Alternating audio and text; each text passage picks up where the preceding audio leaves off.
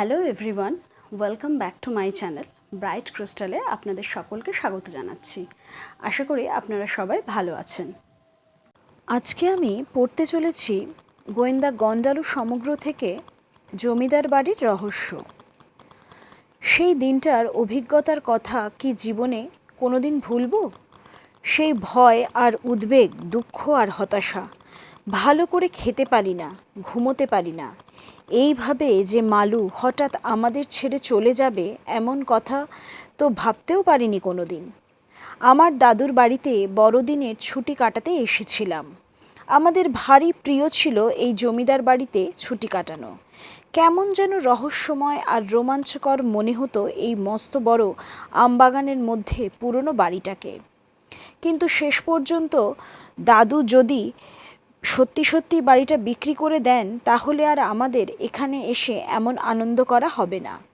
কাজেই আমাদের এবারকার ছুটিটার একটা বিশেষ গুরুত্ব ছিল। বাৎসরিক পরীক্ষা শেষ হয়ে গেছে, নতুন ক্লাসে উঠেছি সবাই। বেশ হেসে খেলে বেরিয়ে আর বাইরের বই পড়ে হু হু করে ছুটির দিনগুলো কেটে যাচ্ছিল। তার মধ্যে হঠাৎ এই আকস্মিক বিপদ। আগের দিনও আমরা 4 বন্ধুতে একসঙ্গে ঘুরেছিলাম, রাত্রে একসঙ্গে বসে খেয়েছিলাম।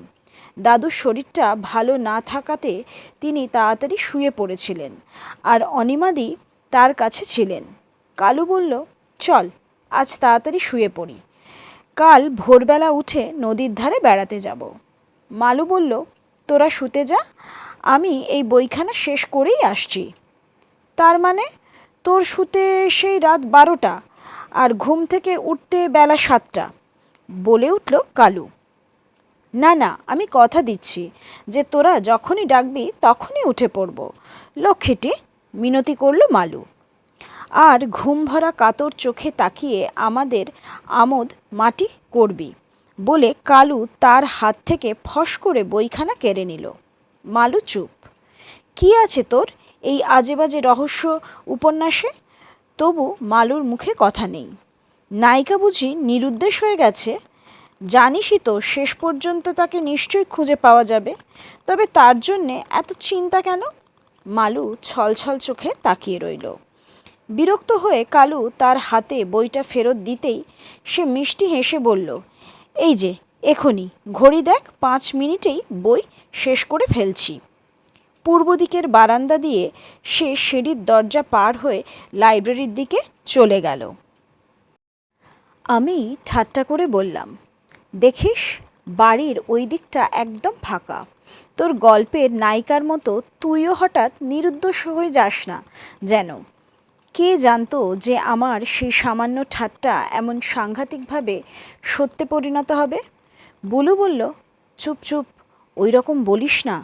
কালু বলল, তুই বুঝি ভয় পাচ্ছিস যে কাঞ্চনপুরের সেই পাগলা বুড়ো ডানা মেলে এই দোতলার বারান্দায় উড়ে আসবে, নাকি মালুর মতন তুইও অশরীরী প্রেতাত্মার চিন্তা শুরু করলি?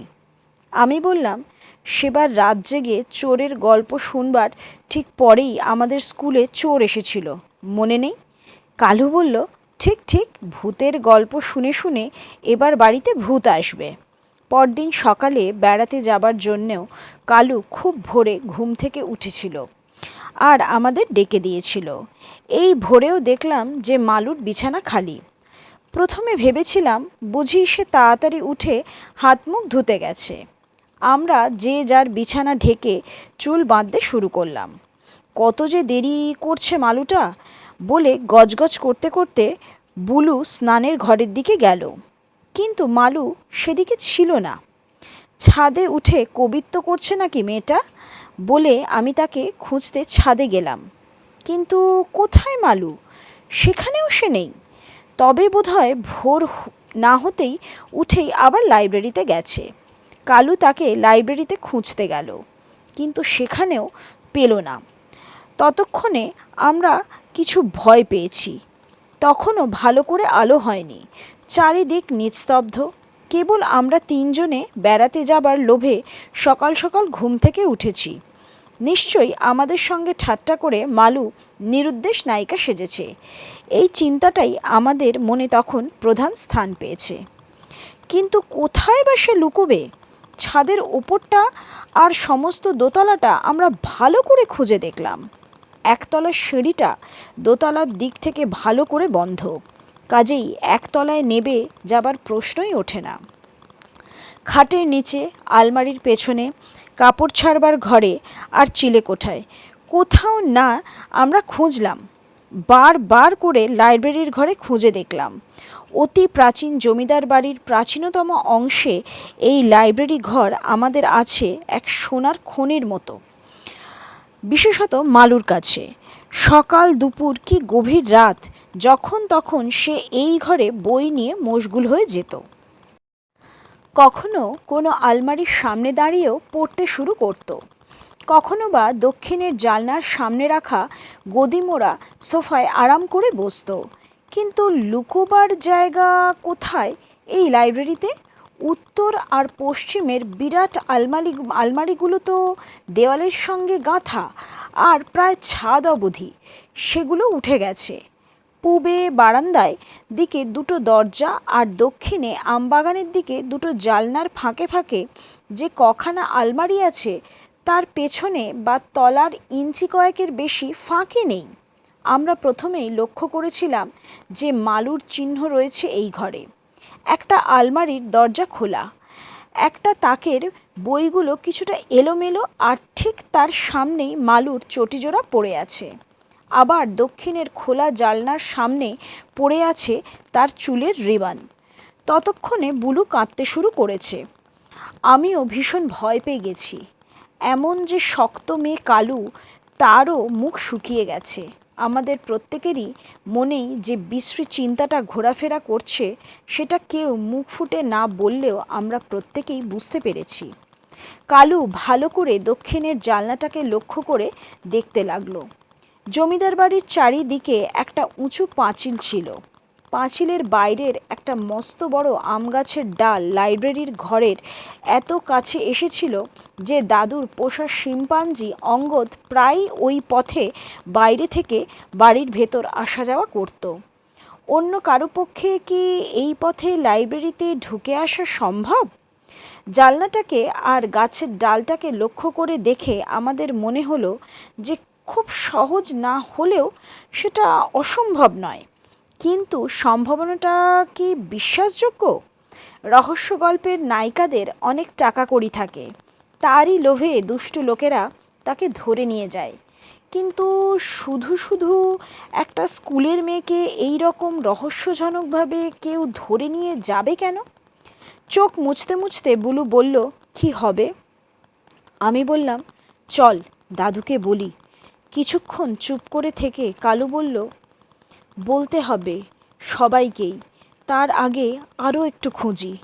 হঠাৎ সাহস সঞ্চয় করে বুলু বলল, আমরাই আবার গোয়েন্দাগিরি করি না কেন? আমাদের মালুকে আমরা ছাড়া আর কে খুঁজে বার করবে? কালু তার পিঠে চাপড় দিয়ে বলল, সাবাস। আমার মন থেকে কিন্তু তখনও সন্দেহ যায়নি। এটা যে অত্যন্ত গুরুতর ব্যাপার। কালু বলল, 2 ঘন্টা শুধু ভোরবেলাটা আমরা নিজেরা খুঁজে দেখি। কোনো হদিশ না পেলে সবাইকে তো বলতেই হবে। কিছুদিন আগে আমরা যখন এই জমিদার বাড়িরই একটা রহস্য উদ্ঘাটন করবার চেষ্টা করেছিলাম, তখন বন্ধুরা আমাদের 4 জনের নাম দিয়েছিল গোয়েন্দা গন্ডালু। তখনকার সেই গোয়েন্দাগিরির মধ্যে ভয় ছিল, উত্তেজনা ছিল, কিন্তু এমন একটা বিশ্রী উদ্বেগ আর অবসন্নতা ছিল না। আমাদের সেই গন্ডালু দলের একজন আজ কোথায় গেল, কী বিপদে পড়ল ভেবে ভেবে আমার ভয় হচ্ছে। বুলুর কান্না পাচ্ছে, কিন্তু কালুর মুখে দৃঢ় সংকল্পের ভাব ফুটে উঠেছে। কি করব আমরা? কোথা দিয়ে খুঁজতে শুরু করব? মানে কি এই রহস্যের? এটা কি একটা বিচ্ছিন্ন ঘটনা, না আগের কয়েকখানা রহস্যের সঙ্গে এটাও জড়িত? কয়েকদিন আগের এলোমেলোভাবে এমন কয়েকটা ঘটনার কথা আমাদের মনে পড়ল, যার মানে তখন বুঝতে পারিনি। অনিমাদিকে সেই বেনামি চিঠিটা কে লিখেছিল? কেন? চিঠিটার অর্ধেক কথার মানে যদিও আমরা বুঝতে পারিনি, কিন্তু তখন সেটাকে বেশ রহস্যময় বলে মনে হয়েছিল। মনিকাদি আর অনিমাদি যদিও সেটাকে একটা বাজে রসিকতা বলে উড়িয়ে দিয়েছিলেন, মালু আমাদের কাছে রাত্রে ফিসফিস করে তার এ সম্বন্ধে ধারণার কথা বলেছিল। কিন্তু কালু যেসব কথাকে উদ্ভট কল্পনা বলে একেবারে উড়িয়ে দিয়েছিল, সেই চিঠির সঙ্গে আজকের ঘটনার যোগ আছে কি? কাঞ্চনপুরের সেই পাগলা বুড়োর সঙ্গে কি মালুর অন্তর্ধানের কোনো যোগ থাকতে পারে? সেদিন কাজল আর বীণা আমাদের সঙ্গে ছিল। তারাও দারুণ ভয় পেয়েছিল। বুলু থাকলে ভয়তে অজ্ঞান হয়ে যেত। কিন্তু কালুর যে কি অসীম সাহস তার নতুন করে প্রমাণ পেয়েছিলাম সেদিন।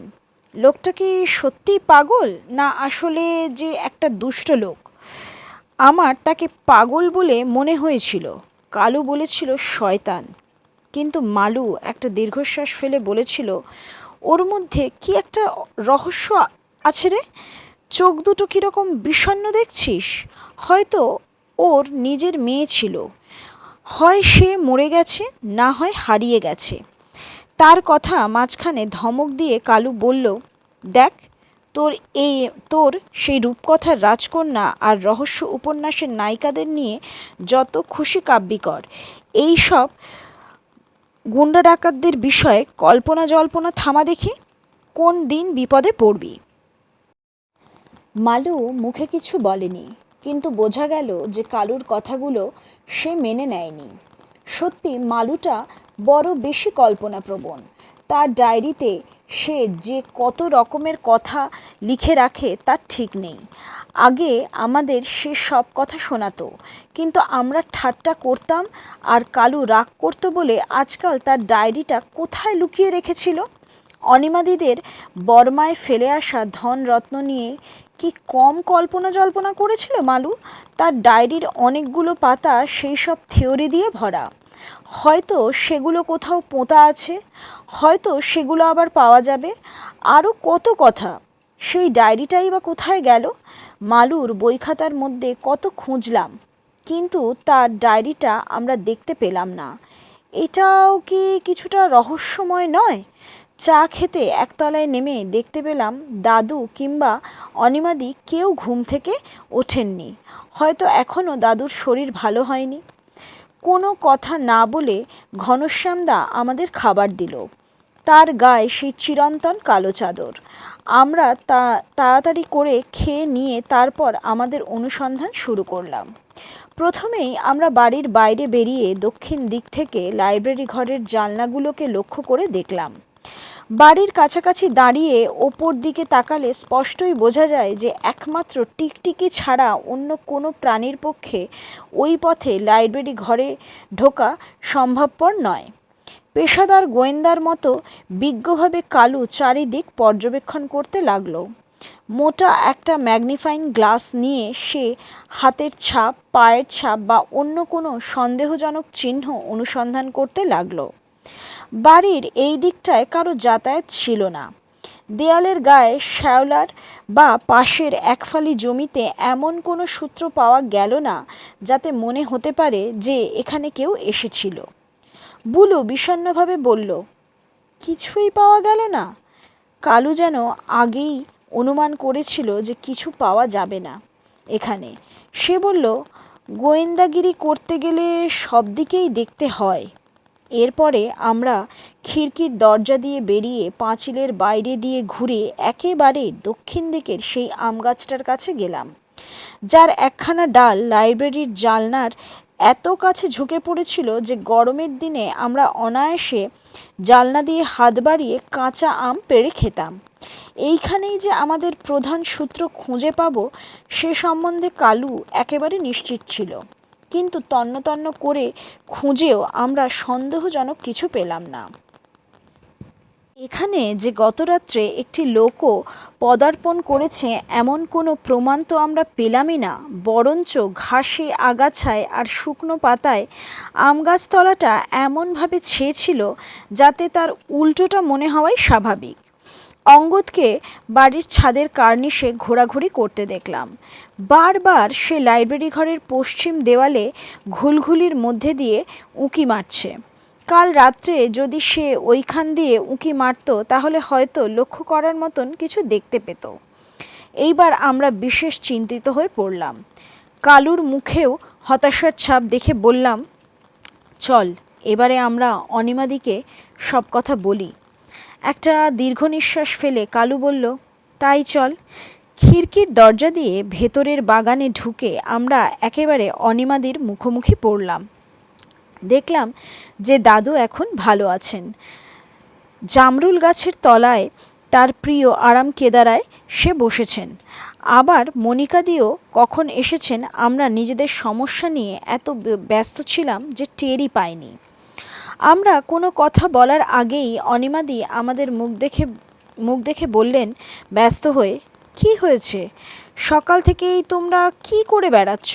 মালু কোথায়? আমরা তিনজনে মিলে এলোমেলো করে সমস্ত ঘটনা বললাম। এমনকি আমাদের সন্দেহের কথাও বাদ দিলাম না।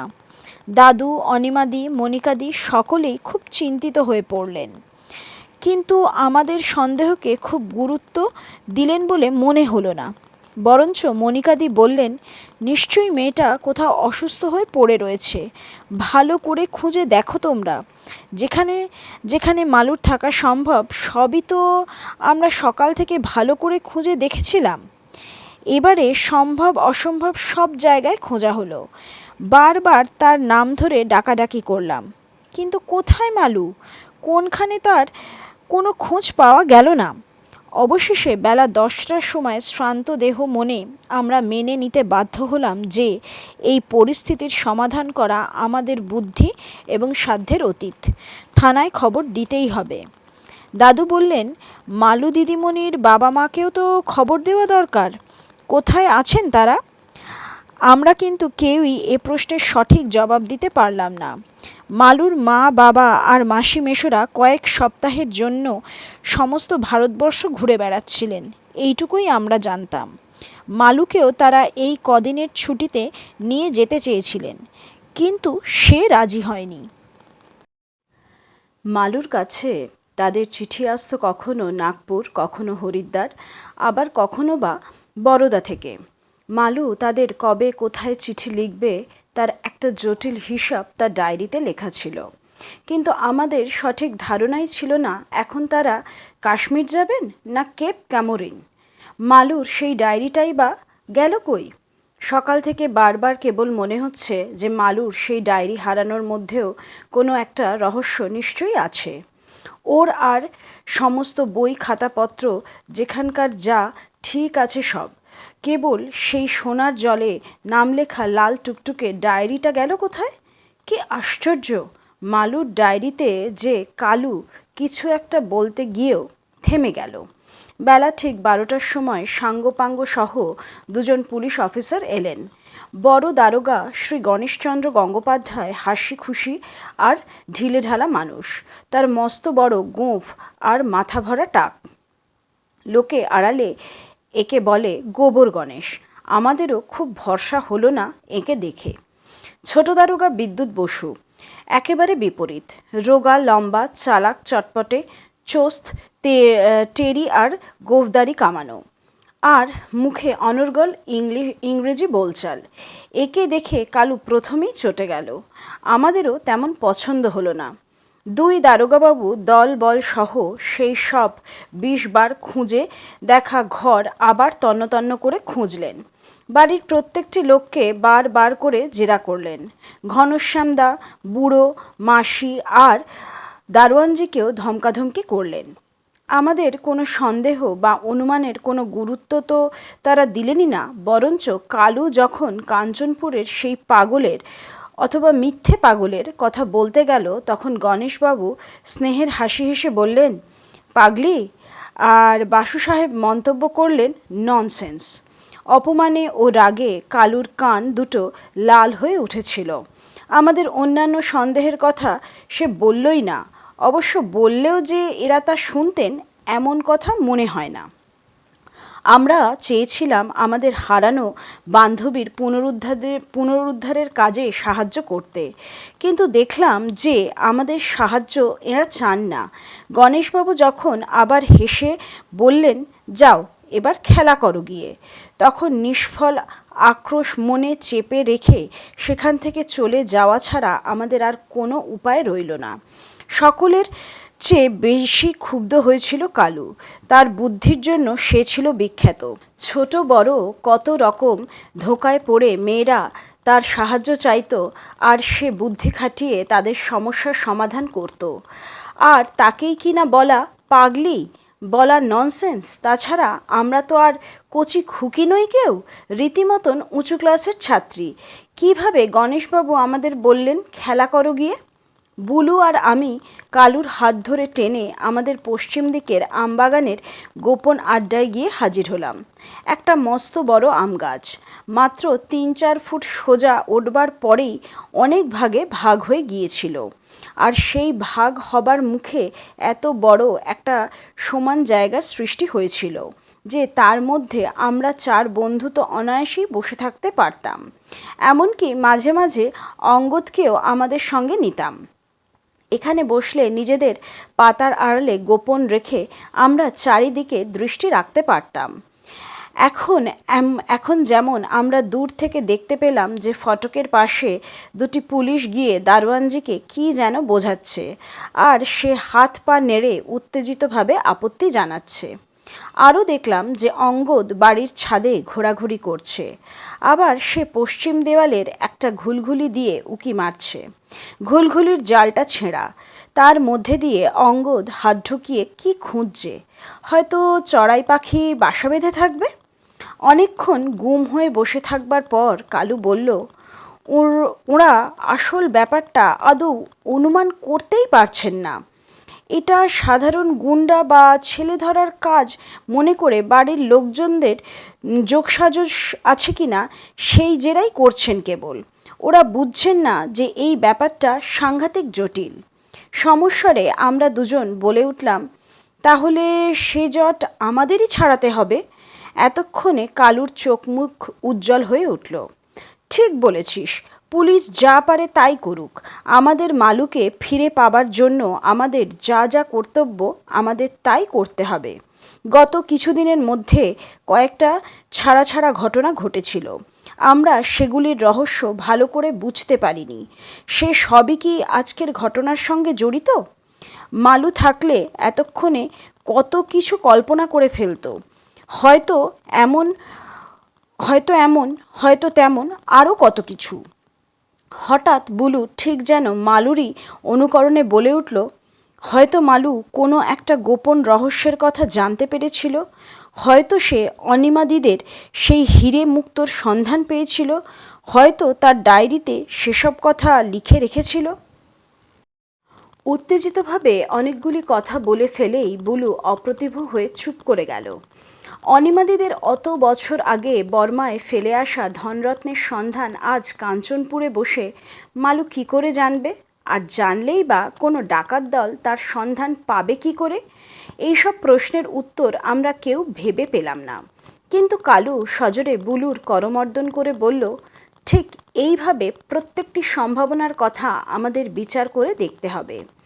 কেবল হয়তো বলে বসে থাকলেই কিন্তু হবে না। কোনটা ঘটা সম্ভব, কিভাবে ঘটা সম্ভব ভেবে দেখতে হবে। তারপরে যাচিয়ে সঠিক কিনা দেখতে হবে। অনিমাদির বাবা বর্মার একজন মস্ত বড় ধনী ছিলেন। তার হিরে মুক্তোর গয়নার কথা নাকি একটা কিংবদন্তি হয়ে দাঁড়িয়েছে। কিন্তু দ্বিতীয় মহাযুদ্ধের সময় তাদের সে সমস্ত ছেড়ে ছুড়ে চলে আসতে হয়েছিল। পুরনো কর্মচারী রঙ্গলালকে সঙ্গে নিয়ে তারা আরও বহু জনের সঙ্গে হাঁটা পথে দেশের দিকে রওনা হয়েছিলেন। পথে নানা বিপদে ও রোগে ভুগেও ছিলেন। পরস্পরের থেকে বিচ্ছিন্ন হয়ে পড়েছিলেন। এক বাঙালি পরিবারের সাহায্যে ও আশ্রয় পাওয়াতে অনিমাদি শেষ পর্যন্ত নিরাপদে দেশে ফিরতে পেরেছিলেন। কিন্তু তার বাবা মা ভাই বোন বা রঙ্গলালের কোনো খোঁজই তিনি পাননি। তারপর এত বছর কেটে গেছে, বহু অনুসন্ধান করেও যখন তাদের খোঁজ পাওয়া যায়নি, তখন তারা কেউ বেঁচে নেই এটাই ধরে নেওয়া যেতে পারে। অনিমাদিরা পালিয়ে তো এলেন এক বস্ত্রে, কিন্তু তাদের ধন সম্পত্তির কী হলো? ঘর বাড়ি দোকানপাট সব দস্যুরা লুটে নিয়েছিল আর পুড়িয়ে দিয়েছিল। ব্যাংক ফেল করে সব টাকা কড়িও নষ্ট হয়ে গিয়েছিল। কিন্তু তাদের সেই বিখ্যাত হীরে মুক্তোর যে কি হয়েছিল তা কেউ জানে না। অনিমাদের নিজের বিশ্বাস যে তাদের বর্মার বাড়িতেই সব গয়না ছিল, কাজেই বাড়ি লুট হবার সঙ্গে সেগুলোও লুট হয়ে গিয়েছিল। অনিমাদির এ সম্বন্ধে কোনো ধারণাই ছিল না। হয়তো পথের মধ্যেই তাদের সে সব বিসর্জন দিতে হয়েছিল, হয়তোবা তারই জন্য তাদের দস্যুর হাতে পড়তে হয়েছিল। হারানো হীরে মুক্তোর জন্য অনিমাদির মনে কোনো আক্ষেপই ছিল না, কিন্তু হারানো বাবা মা ভাই বোনের জন্য তিনি এখনও দুঃখ করেন। দাদুকে ফিরে পেয়ে অবশ্য তিনি অনেকটা সান্ত্বনা লাভ করেছেন। পুরনো বেয়ারা ঘনশ্যামদা আর বাচ্চাবেলা থেকে পোষা শিম্পাঞ্জি অঙ্গদকে নিয়ে দাদু নাতনির ছোট্ট সুখী সংসার। ছুটি ছাটাতে আমরাও এসে এই আনন্দের ভাগ নিয়ে যাই। কিছুদিন হলো একটা কারণে কিন্তু আমাদের সকলেরই বড় মন খারাপ। দাদুর নাকি অনেক টাকা কড়ি লোকসান হয়েছে, এত বড় বাড়ি আর রাখতে পারছেন না।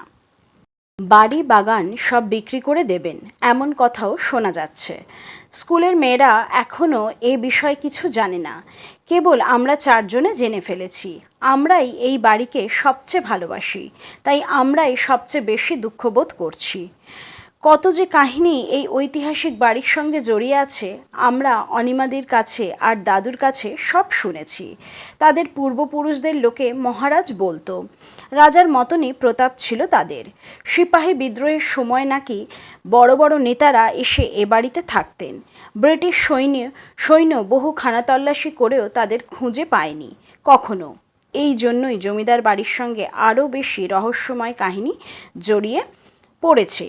এই বাড়ির সেকেলে সব জিনিসপত্রগুলি কি সুন্দর! এমন ভালো লাইব্রেরি বা আছে কোথায়? বাড়ি বিক্রি হয়ে গেলে এই সব বই ছবি আসবাবপত্রের কি হবে? অনিমাদি নিশ্চয়ই দাদুকে ছেড়ে চাকরি করতে আসবেন না। সুতরাং আমাদের ছুটির আস্তানাটা যে শুধু ভেঙে যাবে তাই নয়, আমাদের এত ভালোবাসার দাদু আর দিদিকেও আমরা হারাবো। গোপন সভা করে গন্ডালু দলে এই সব বিষয়ে কিছু পরামর্শ করছিলাম। মালু ছিল এই ব্যাপারে সবচেয়ে উৎসাহী। আমরা যদি বড় হতাম, খুব ভালো করে পাশ করে অনেক টাকা রোজগার করতে পারতাম, তাহলে কখনোই এইভাবে দাদুর বাড়ি বিক্রি হয়ে যেতে দিতাম না। কিংবা যদি আমরা কোনো লটারি জিততাম বা গুপ্তধনের সন্ধান পেতাম, অথবা অনিমাদিদের হারানো হীরে মুক্তোর একাংশ উদ্ধার করতে পারতাম, তাহলে আর কোনো ভাবনা থাকতো না। বহু কল্পনা জল্পনা করেও আমরা এর কোনোটাই করবার উপায় বার করতে পারিনি। মালুর মনে কিন্তু দৃঢ় বিশ্বাস জন্মেছিল যে অনিমাদিদের সব ধনরত্ন আবার উদ্ধার হবে। হয়তো তার হাত দিয়েই হবে, হয়তো সে বড় হয়ে বর্মা যাবে, সেই হীরেমুক্ত নিশ্চয়ই সে সব খুঁজে পাবে।